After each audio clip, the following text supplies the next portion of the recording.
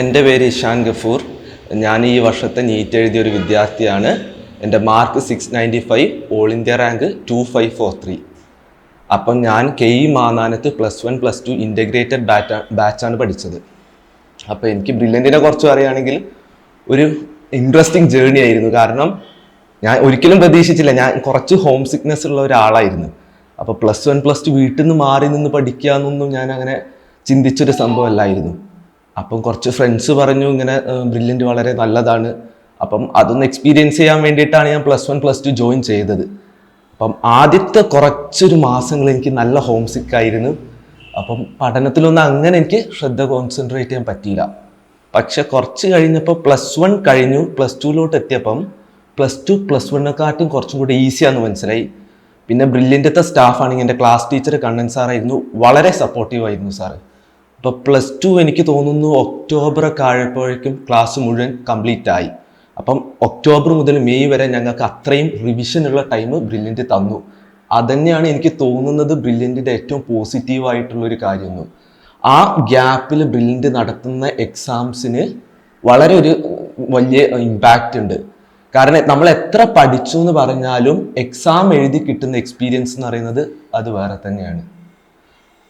പിന്നെ ബ്രില്യൻറ്റിലെ സ്റ്റാഫ് ആണെങ്കിൽ നമുക്ക് എപ്പോൾ വേണമെങ്കിലും, രാത്രി ആണെങ്കിൽ പോലും നമുക്ക് വിളിച്ച് ഡൗട്ട് ചോദിക്കാൻ പറ്റുന്നവരാണ്. അങ്ങനെ കുറേ ഫ്രണ്ട്സ് കിട്ടി. അങ്ങനെ നല്ലൊരു എക്സ്പീരിയൻസ് ആയിരുന്നു ബ്രില്യൻറ്റ്. അപ്പം ആദ്യമൊക്കെ എനിക്കൊരു പേടിയുണ്ടായിരുന്നു, കാരണം സ്കൂളും ബ്രില്യൻറ്റും ഒരുമിച്ച് കൊണ്ടുപോകാൻ പറ്റുമോയെന്ന്.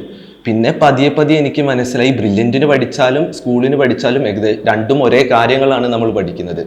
അപ്പം രണ്ട് രീതിയിൽ എന്നൊന്നുമില്ല, നമ്മൾ പഠിക്കുന്നത് സെയിം ആയതുകൊണ്ട് തന്നെ ഞാൻ ബ്രില്യൻറ്റിനാണ് കൂടുതൽ ഇമ്പോർട്ടൻസ്. കാരണം എൻട്രൻസ് ആണ് ഞാൻ കൂടുതൽ ഊന്നി പഠിച്ചത്.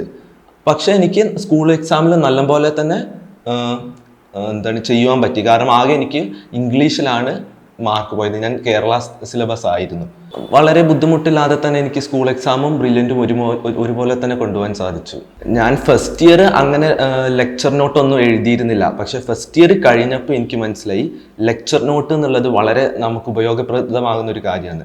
അപ്പോൾ ഫസ്റ്റ് ഇയർ കഴിഞ്ഞ് +2 എത്തിയപ്പോഴത്തേക്ക് ഞാൻ ലെക്ചർ നോട്ട് എഴുതാൻ തുടങ്ങി.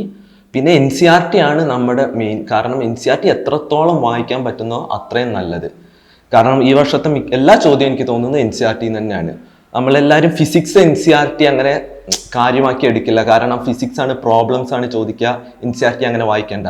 പക്ഷെ അല്ല, ഫിസിക്സ് NCERT ആണ് എനിക്ക് തോന്നുന്നത് ഏറ്റവും കൂടുതൽ വായിക്കേണ്ടത്. കാരണം അതിന് മൈന്യൂട്ടായിട്ടുള്ള പോയിന്റ്സ് പോലും അവർ എടുത്ത് ചോദിക്കും.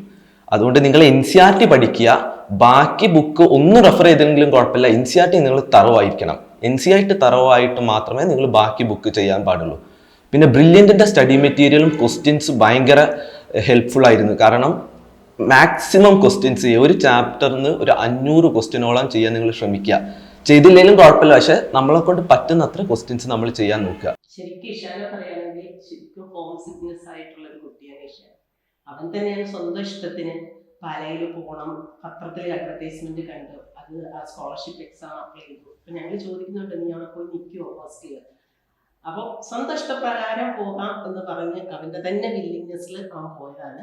ആദ്യമൊക്കെ കുറേയൊക്കെ സ്ട്രഗിൾ ചെയ്തു, ഹോം സിക്നെസ് ഭയങ്കര പ്രശ്നമാക്കി, അസുഖങ്ങളൊക്കെ വന്നു. പക്ഷെ പിന്നെ ഞങ്ങൾ ഒരു പുറത്ത് ഒരു വീട്ടിൽ അവൻ്റെ ഒരു ഫ്രണ്ടും അതിൻ്റെ ഒരു ഗ്രാൻഡ് ഫാദർ ഉണ്ട്, അപ്പച്ചൻ, ഞങ്ങൾക്ക് ഉള്ള അപ്പച്ചൻ, അങ്ങനെ അവരുടെ ഹെൽപ്പോടുകൂടി അവിടെ നിന്ന് പഠിച്ചു.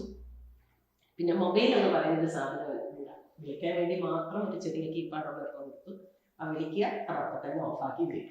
നമുക്ക് അങ്ങോട്ടേക്കൊന്ന് നോക്കാൻ പറഞ്ഞാൽ പിന്നെ വിളിക്കാൻ കിട്ടില്ല. ആ ടൈം മാത്രമേ നമുക്ക് കിട്ടുള്ളൂ. പക്ഷെ അവൻ്റെ ഹാർഡ് വർക്ക് തന്നെയാണ്. ഇനി നീറ്റ് 2025 ആസ്പിറൻസിനോട് എനിക്ക് പറയാനുള്ളത് 2 കാര്യമാണ്. ഒന്ന്, അന്നെന്നുള്ളത് അന്ന് തന്നെ പഠിച്ചു തീർക്കണം. കാരണം പിന്നെ നമ്മൾ മാറ്റിവെച്ചാൽ ഇത് കൂടി വന്ന് നമുക്കൊരു വലിയ ബേർഡനായി മാറിത്തീരും. പിന്നുള്ളത് മൊബൈൽ ഫോൺ, ഗാഡ്ജറ്റ്സ് അങ്ങനെയുള്ളതിൽ നിന്ന് മാറി നിൽക്കണം. കാരണം നമ്മുടെ ടൈം ഏറ്റവും കൂടുതൽ കില്ല് ചെയ്യുന്നത് ഈ മൊബൈൽ ഫോണും ഗാഡ്ജറ്റ്സും തന്നെയാണ്. എൻട്രൻസ് സംബന്ധമായ വാർത്തകളും അപ്ഡേഷനുകളും ഏറ്റവും വേഗം ആധികാരികമായി അറിയാൻ ബ്രില്യൻറ്റ് സ്റ്റഡി സെന്റർ പാല യൂട്യൂബ് ചാനൽ സബ്സ്ക്രൈബ് ചെയ്യുക, ബെൽ ഐക്കൺ അമർത്തുക. ഈ വീഡിയോ മറ്റു സുഹൃത്തുക്കളിലേക്കും ഷെയർ ചെയ്ത് നൽകുക.